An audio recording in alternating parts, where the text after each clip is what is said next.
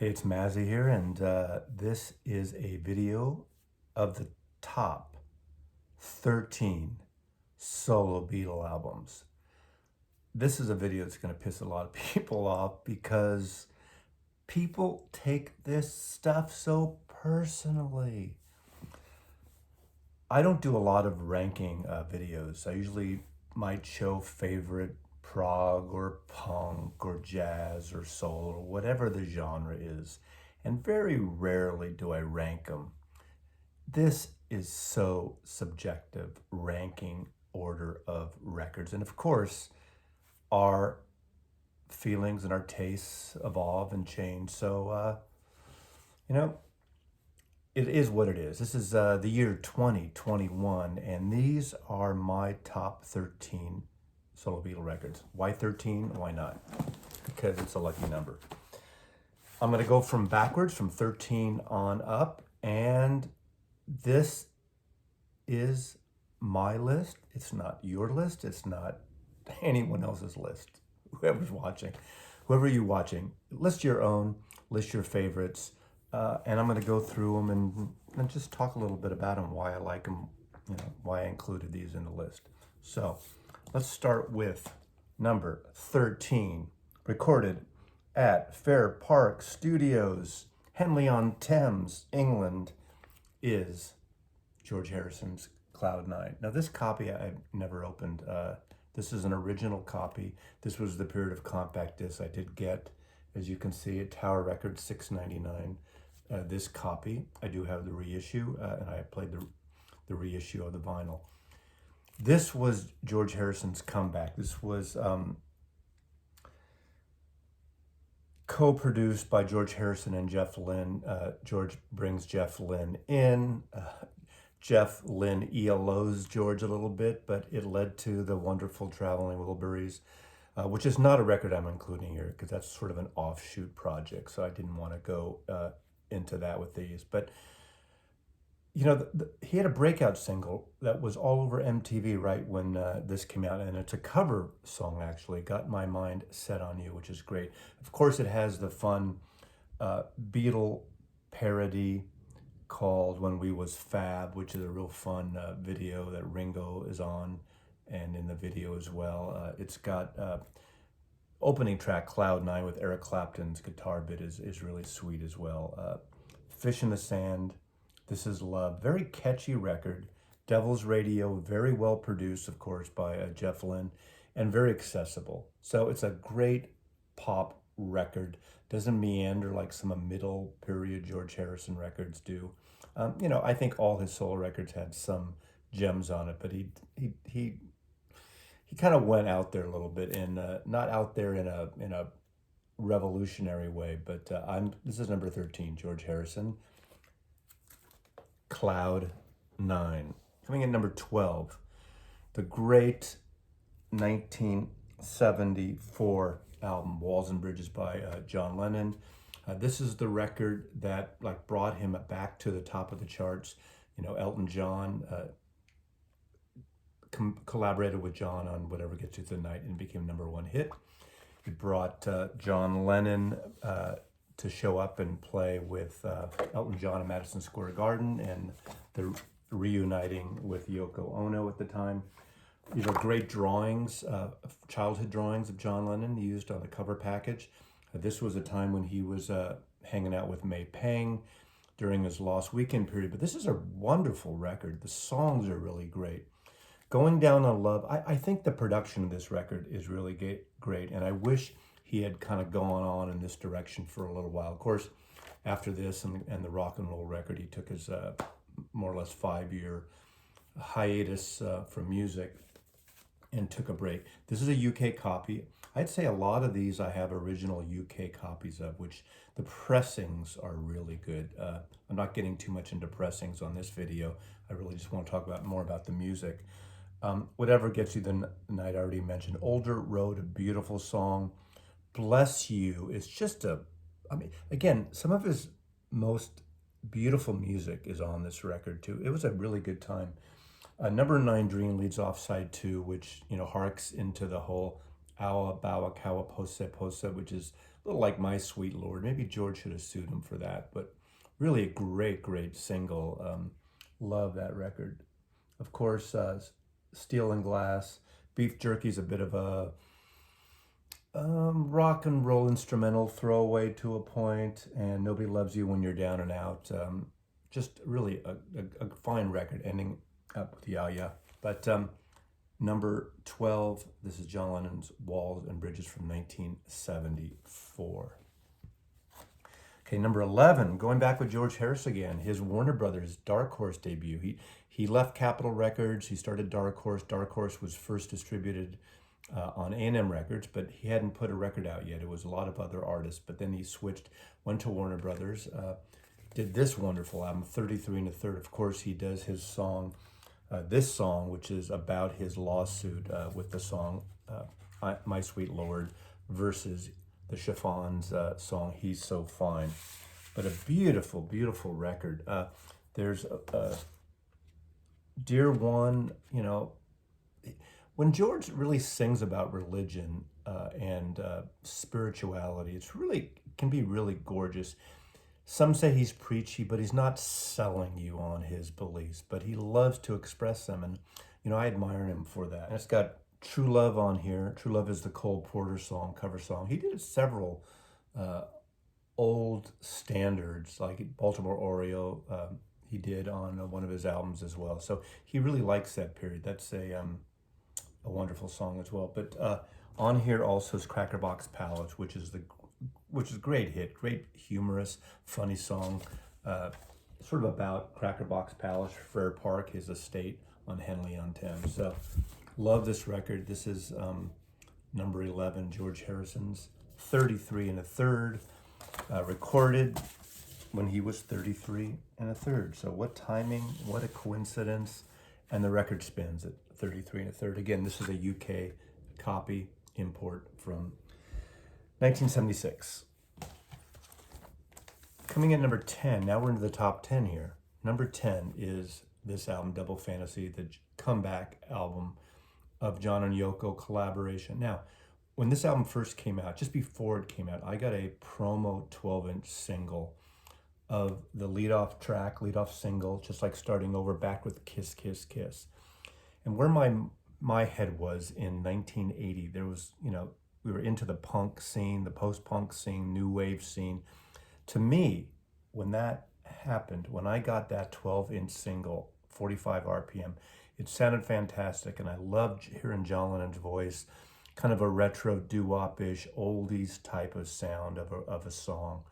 But I tell you, when I put on Kiss, Kiss, Kiss, that sealed the deal for me. I actually liked it better initially than the John Lennon song. And to this day, I feel that Just Like Starting Over might be my least favorite Lennon song on this album. I think there are better songs, which I'll get into in a minute. But Kiss, Kiss, Kiss was danceable. It was vibrant. It was sexy. It was intense. It just threw everything at you. And I still love it to this day. The drums on that, the recording on that, Jack Douglas was brought in to produce this record, who had worked on the first several Cheap Trick albums, right alongside of the Dakota, Central Park West, and West 72nd Street. What a beautiful wordplay, back and forth song selection of John and Yoko. I really like it. I'm a fan of Yoko's. I know certain people like to skip that stuff, but I think it's really great music on this record. Every man has a woman who loves him. Of course, there's a version that came out later of John doing the vocal on that, of that. But this is the Yoko song. Cleanup Time, really great funky version of that song. I'm Losing You is one of my favorite songs on the album. It's a rockin' song. It's great. It's got great guitar, great vocals. John, they worked really wonderfully double tracking his vocals on some of this album. Of course, Beautiful Boys and Watching the Wheels. Watching the Wheels is so Beatles. That great piano intro is just killer on that song. And Woman is the other like Beatles song.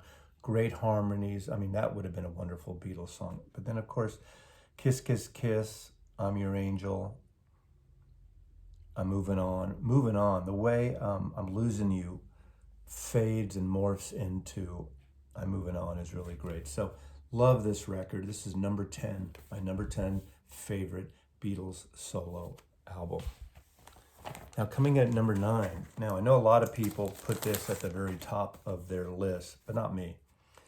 I did at the time, but to me, some of it, not all of it, some of it hasn't held up as well as I had hoped, and that's Paul McCartney, Band on the Run. Of course, this is when, two of the members of Wings just quit the day before they were going to record this record, and it was led to Paul McCartney, Denny Lane, and Linda McCartney. Paul plays drums on most of it, or all of it. Great opening cut. Band on the Run is just really great. Now, I'm showing 2 copies because this is the UK copy, which is an amazing sounding record, and here's the American copy. The only difference is on the American, you get an extra track on side 2, which is Hell on Wheels. Hell on Wheels, this is the American. They weigh the same. This is the American version. I think Hell on Wheels adds to it and makes it a better record. That was the lead-off single. Paul McCartney didn't originally have that on the album. Of course, Capitol stuck it on in America to make it, and this album became a huge hit. This was like a career-defining record for McCartney and Wings, Band on the Run. It is a great record. It is a wonderful record. And of course, he would go on to do Venus and Mars and other records after that. I have a problem. I mean, Jet's a great song. Bluebird's a sweet song. I think Mrs. Vanderbilt, it's hard for me to listen to these days. And I think Mamunia is a crap song. I just can't stand that song anymore. So it hasn't aged well for me. No Words is okay.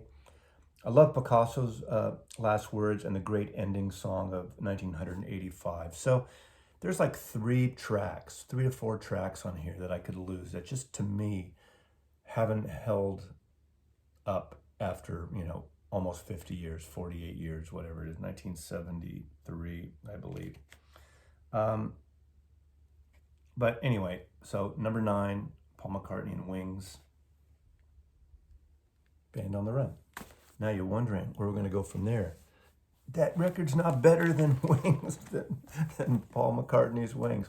Coming in at number 8, Ringo. Yeah. All the Beatles are on this record. Only 3 out of the 4 are on any one track. This is the first real rock and roll pop record that Ringo made after the split up. And ironically, in the first few years, Ringo had more top singles than Lennon or McCartney or Harrison for that matter. This is a fabulous record, and the guests make it, the songwriters make it. Of course, it opens up with I Am the Greatest by John Lennon. Seek out on some of the bootleg and some of the outtake records the version of I Am the Greatest with John Lennon's guide vocal. It's almost a song that he wrote, but he couldn't sing himself. So Ringo's the perfect person to open that up. Hold On, a great Randy Newman song on there. Photograph. Now, Photograph, the song co-written by Ringo and George Harrison, I think is one of the best songs on any Beatle solo record. Photograph is a perfect 45, perfect single, makes this record, lifts it a level, just makes it really, it's a wonderful record. I love that record. And of course, all the guests on that song alone, Jim Keltner, George Harrison, Nicky Hopkins, Klaus Vormann, Lonnon, Derek Von Eaton, Bobby Keys, and the orchestration is arranged by the great Jack Nietzsche, who had worked quite a bit with Neil Young. He did in the 60s the album The Lonely Surfer. Then it goes into Sunshine Life for me with most of the band, Rick Danko, Levon Helm, Robbie Robertson, Garth Hudson on it. Klaus Vormann's also on it, the great guitar playing of David Bromberg. Really great song. Of course, the oldies, You're 16, You're Beautiful, and You're Mine. Side 2 opens up with Oh My, written by Ringo and Vinnie Poncier, and that was a hit. That was a really upbeat, great pop song, wonderful song. Step Lightly is a Ringo self-written song, which is okay. Nice little ditty. And then it goes into 6 O'Clock, which is written by Paul and Linda. That's how it's credited, at least. Paul and Linda sing on it. McCartney plays some synthesizer on it. Of course, Klaus Voormann is on it. So again, and the strings were arranged by Paul McCartney. So that's the collaboration that Paul adds to this great, great record. Goes into Devil Woman, which is kind of a good rocker, good fun pop rocker, and ends with You and Me, Babe, the George Harrison, Mal Evans song. That kind of like just goes on and on and on, which is really wonderful. If you ever find a cassette version, original cassette version of this, it has a long version of 6 O'Clock. I don't know, I can't remember. It's 2-3 minutes longer. That kind of goes on and on. It's clipped here, but it's still this is a great album. It came with a beautiful book inside. Really wonderfully done. And from my record store days, I have this wonderful promo poster.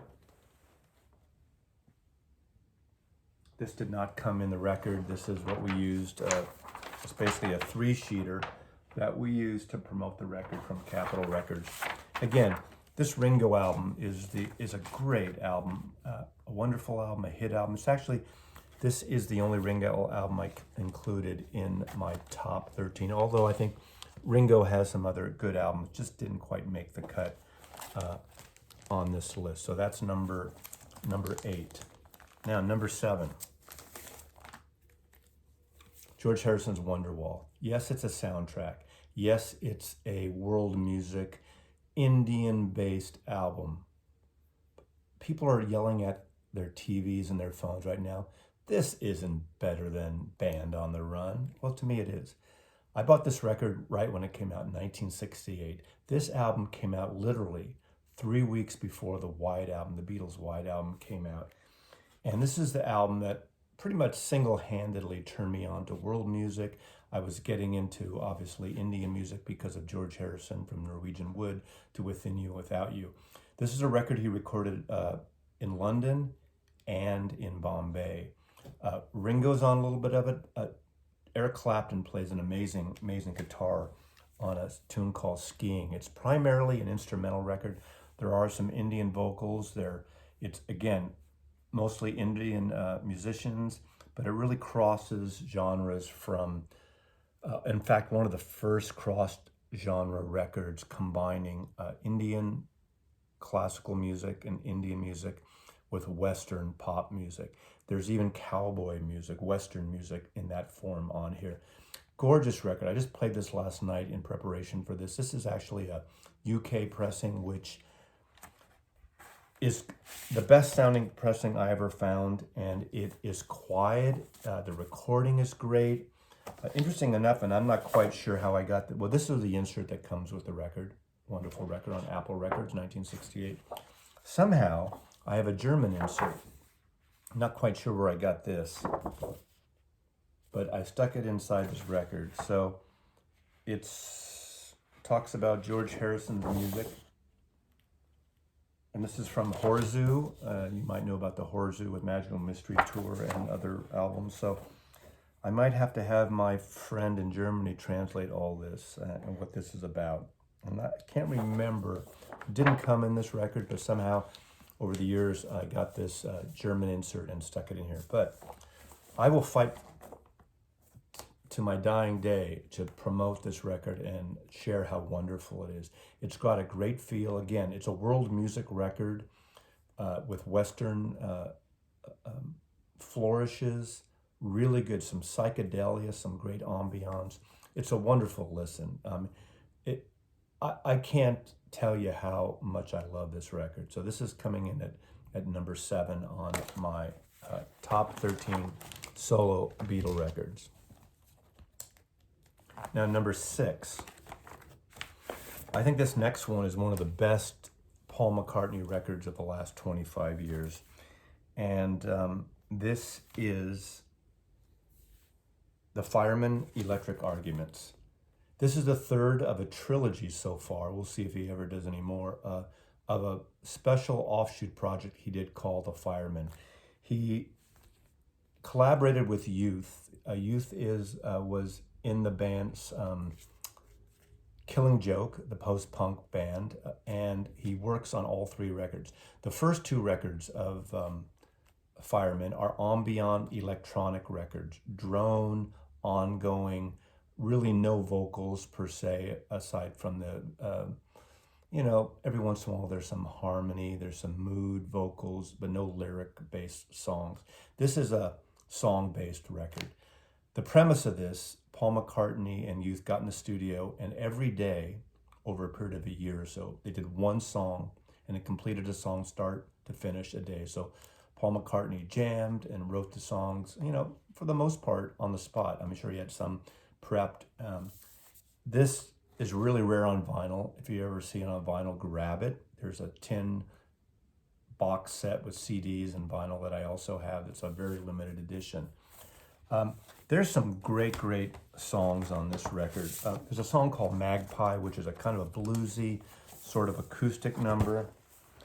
There is Lovers in a Dream, Don't Stop Running. But the one song that did get actually not a lot of play, but some play at the time, and I think he actually did it on the David Letterman show, and that is Sing the Changes, a very anthem-like song that's really a gorgeous song. Traveling Light, nothing too much out of sight, that opens the record is a bombastic, punkish assault that just really rocks. That almost will turn some people off. They're looking for the light, melodic McCartney, but it's a great friggin' song. So I love this record. This came out in 2008. Again, it's my number 7 top record. Paul McCartney with Youth, Electric Arguments. This version came with a wonderful book containing his artwork, because Paul McCartney did the artwork for the cover and the paintings within.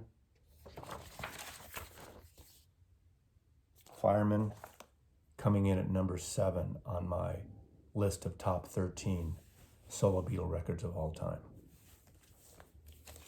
Coming in at number 6. This is a solo record that people like it or love to hate it. Didn't get a lot of love when it came out. I loved it right when it came out, and that's Wings' Wildlife. This is the first record under the name Wings. This is a really good sounding record. It's a minimal record. It seems to be very organic, very off the cuff, not over the top and multi-track like a lot of other McCartney things. What I love about this record, first of all, it opens up with this kind of assault again mumbo, which is really great. And he sings "Take It, Tony," or he yells out "Take It, Tony" at the beginning, who was the engineer, Tony Clark, working on this with Alan Parsons also right at the get-go. This is from 1971. It goes into Bip Bop. Bip Bop is a song, I like it, a little bluesy ditty. A lot of people like to make fun of it because of the lyrics, but it's not any weirder than Why Don't We Do It in the Road or something, but it's just a great little song. Love is Strange is a great song that I originally heard by Ian and Sylvia. Of course, the Everly Brothers covered it. And it's a great reggae-ish kind of version of it. It goes on for about a minute or two with just this instrumental dub type of intro. But I love Paul singing on it. It's incredible. 2 songs that really stand out that end side 1 and end side 2 are Wildlife and Dear Friend. And they're slow, long, piano type ballads. One is about, probably about John Lennon, that's Dear Friend. It's just a beautiful song, a beautiful orchestration. Goes on for 5-6 minutes or something. And I just think it's a stunning song by Paul McCartney. Another thing I love about this record, when I said earlier about Paul McCartney's Band on the Run, I think some of the songs don't date well. I think McCartney, when he started getting overambitious and doing these quirky songs and stories and, adding a little prog and art rock and, trying to be a little conceptual, was a little too cute for his own good. I think what's great about this, it's stripped down, and I think it has aged, in my opinion, better than a lot other McCartney albums. Like, again, Band on the Run is great. Venus is Mars is great, but come on, Rock Show at the Concert at Cabot, fun song in 1975, 76. But right now, Mrs. Vanderbilt, this stuff is organic. I Am Your Singer, Some People Will Never Know. Tomorrow is one of the most beautiful songs Paul ever written. It's almost too short.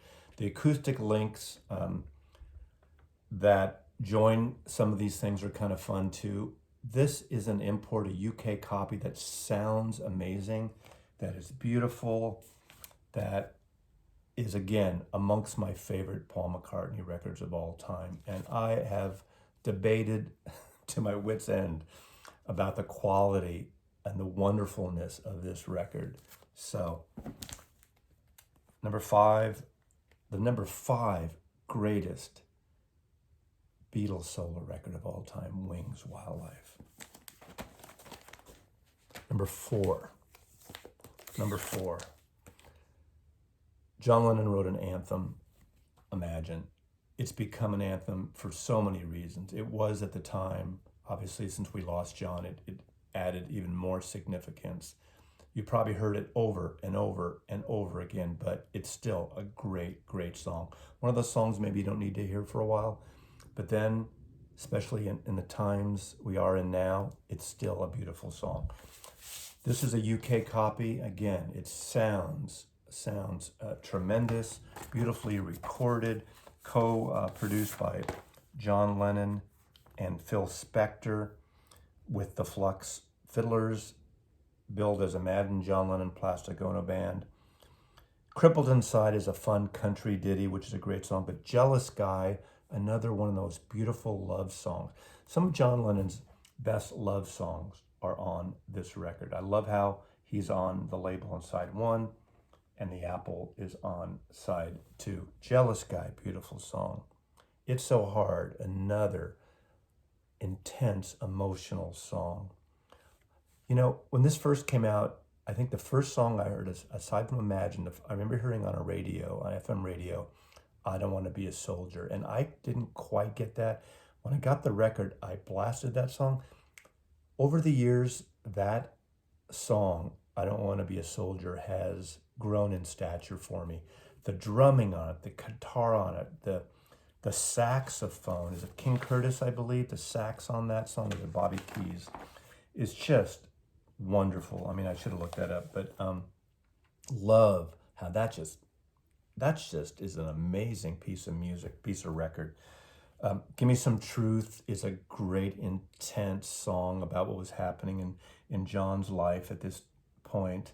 And then Oh My Love, another of John Lennon's just great, such a beautiful love songs. How Do You Sleep at Night? Going at Paul, still a great song. And How, another great love song. So probably some of the best love songs. I mean, and John Lennon has written a lot of great love songs on his How. And of course, the fun ending, the joyous feeling, the piano playing on Oh Yoko, how that closes the record. What an incredible record. So coming in at number 4 is this great record, Imagine. And of course, the original copy, my original UK copy, comes with that beautiful poster that everyone had hung up in their room in the day. Look at that. Okay, we're in the top 3 now. Top 3 of the greatest solo Beatle albums of all time. Coming in at number 3. And my highest charting Paul McCartney record is Ram. Now, I did not feel this at the time. If I was to do this record in the 70s, probably Band on the Run would be number 1 for me of a Paul McCartney record, possibly. Maybe even McCartney. I don't even have McCartney on this list. McCartney is a great record, his first solo album. Some of it holds up better than others. Some great songs, obviously, Maybe I'm Amazed and Junk. But this record has grown in stature. This record has become this epic piece. Again, another beautifully recorded record. Of course, the opening up of Too Many People, that song, how it opens up with that singing and that guitar riff, it's just gorgeous. 3 Legs is another great thing. 3 Legs would be sort of reflected on later with the song I mentioned, Magpie and Electronic Arguments. It has that feel like 3 Legs. Ram On is beautiful, Dear Boy. And of course, Uncle Albert, Admiral Halsey. As much as I say I don't like some of Paul's gimmick ongoing songs, that works. That's probably his best song like that as a solo artist, from my opinion. It sounds great. And it was great at the time in 1971. And of course, Smile Away. I mean, it's silly, funny, wanking lyrics, but it's just really great and ends up side one. Heart of the Country, great acoustic based song, really, what he was feeling at the time up at his farm in Scotland. Monkberry Moon Delight, another silly ditty, but just kind of rocks. I mean, his vocal on that is tight and ragged and rockin', really great rockin' song. Eat at Home, maybe my least favorite song. You hear Long Hair Lady. I initially didn't enjoy, but now I think it's a beautiful song. Same with Backseat of My Car. I've grown to love that song more and more.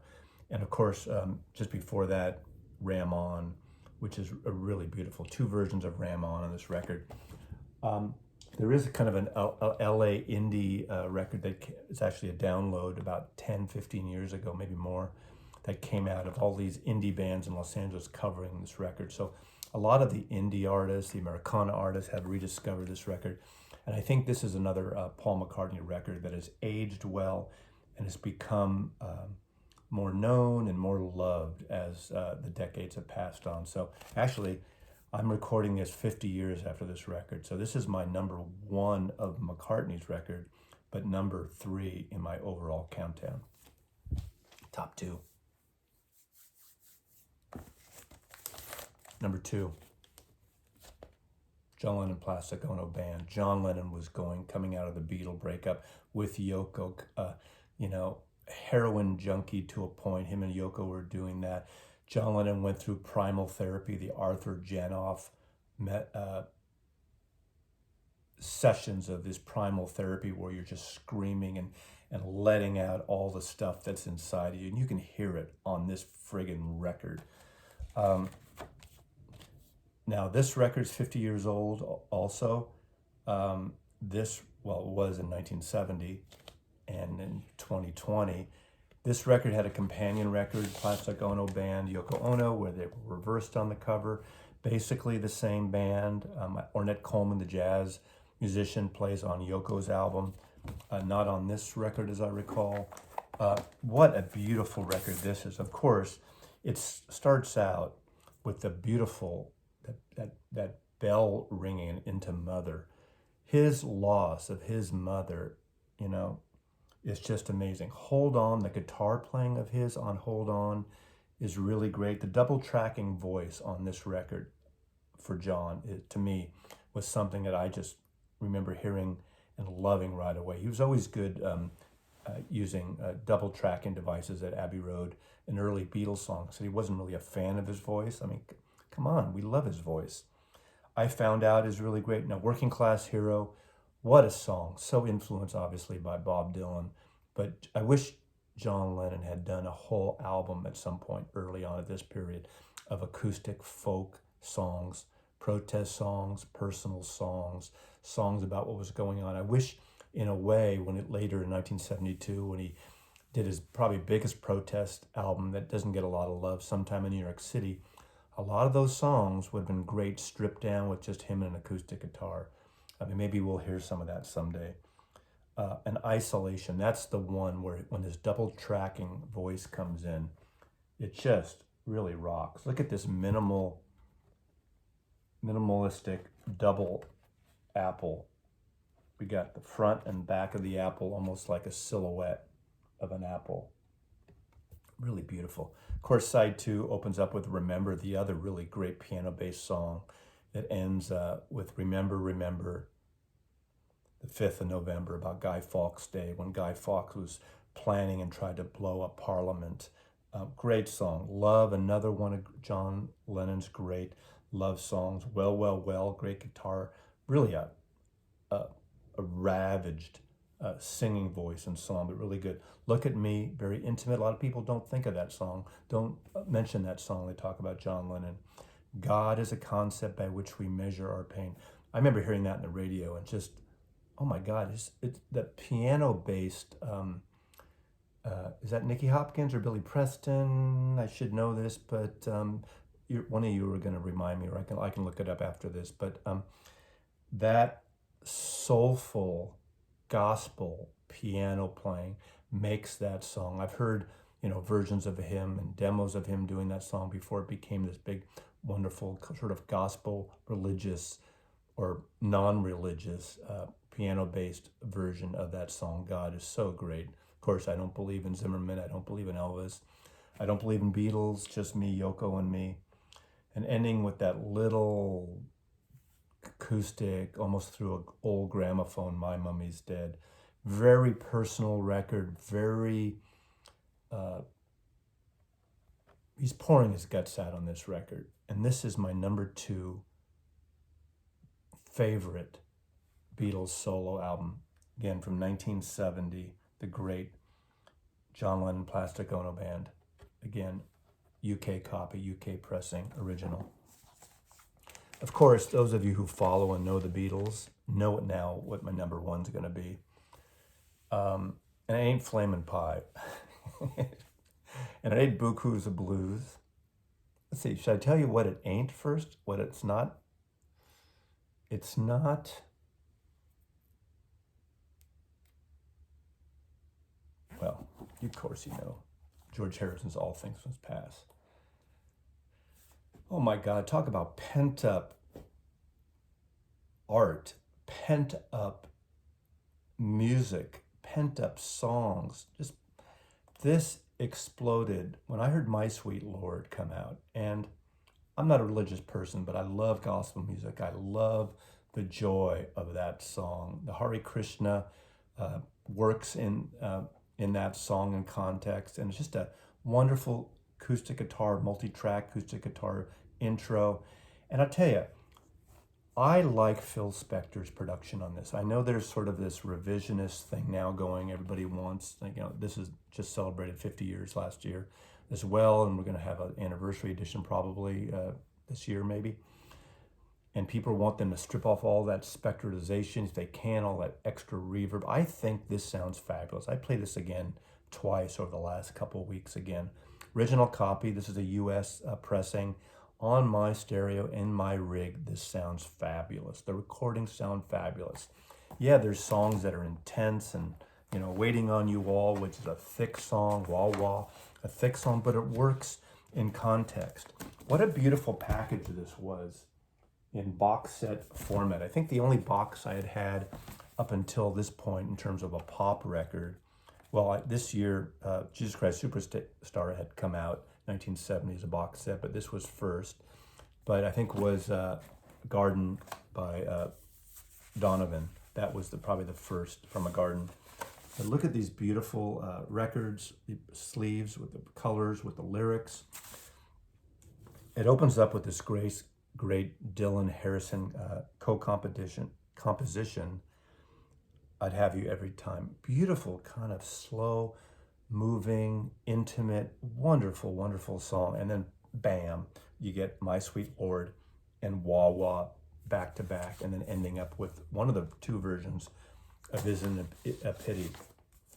Again, the bombastic, loud, spectrization version of What Is Life opens up side 2, and then a great Bob Dylan song, If Not For You. I can't remember which version I heard.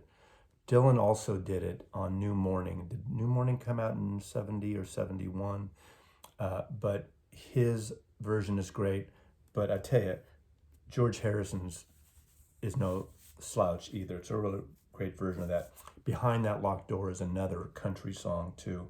And Run of the Mill is very acoustic. Again, Harrison's another Beatle I wish had done in fact, all the Beatles could have done a great kind of acoustic-based folky country record. McCartney does it throughout his career. Harrison does it throughout his career. Lennon, a little bit. And Ringo, of course, did Buku's of Blues. Beware of Darkness, beautiful song that also was a semi-radio friendly hit by Leon Russell. Apple Scruffs, great harmonica, great acoustic guitars on that song. Waiting on You All, I love that song. And the Pope owns 51% of General Motors. The stock exchange is the only thing is qualified to quote us. Great song about the church, great song. So as much as he writes about religion, he almost writes about the non-religion. He writes about sort of little stab at organized religion, not about spirituality. And of course, All Things Must Pass ends the main part of the record. What a gorgeous, gorgeous song. And a song that he had been working on with the Beatles. It just never really made it on the Beatles album. Even the extra disc of Apple Jam with Billy Preston, Eric Clapton, Klaus Voormann, Ginger Baker, Jim Gordon, Carl Rattle, Dave Mason is a fun thing. A lot of people say they don't need this record. It's an extra, it's a bonus, it's wonderful.